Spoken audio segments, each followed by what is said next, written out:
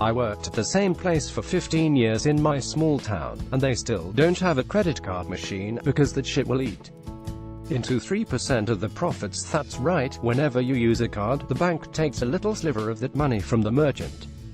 We took cash, because we were in America. When you move to a city, you may quickly find that physical currency is no longer accepted, depending on where you're shopping. Suddenly my cold, hard cash was deemed as worthless as a slip of paper with "I promise to pay you back" written in crayon. This is partly done for theft prevention, so easy for a cashier to just pocket the money and insist the missing carton of Marlboros must have been shoplifted, but abandoning the 10,000-year-old concept of physical currency entirely seems a bit extreme.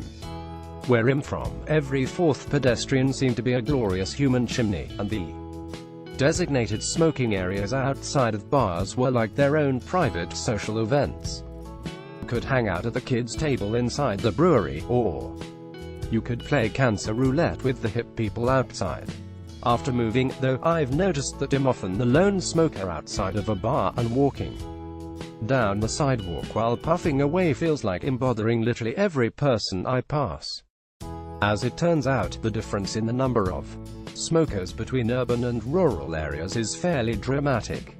In the span between 2001 and 2007, adult smoking in New York City had dropped 20%, and smoking among teenagers had dropped 52%.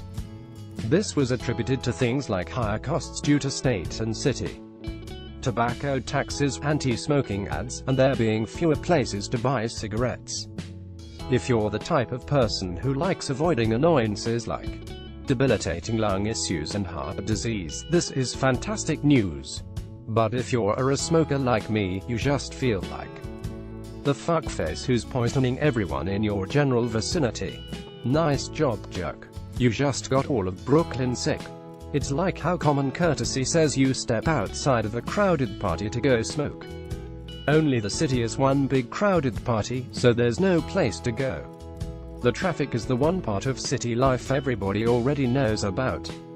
It's one of the first things you learn as a child: colors, shapes, and not going over the Brooklyn Bridge at 530. But it's not just bumper-to-bumper traffic and gridlock that suck years off your life. It's completely foreign concepts, like weird-ass parking rules you had no idea existed. Where I live, there are certain streets that have what's called an odd-even parking ordinance, which basically means that if the day of the month is even, you have to park on the side of the street with the even-numbered addresses, and the reverse on odd-numbered days.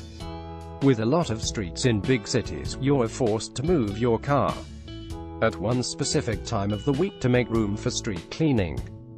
Then you either try to cram your car into one of the 4 open spaces left in the whole city, or just drive around until the army of street sweepers has retreated.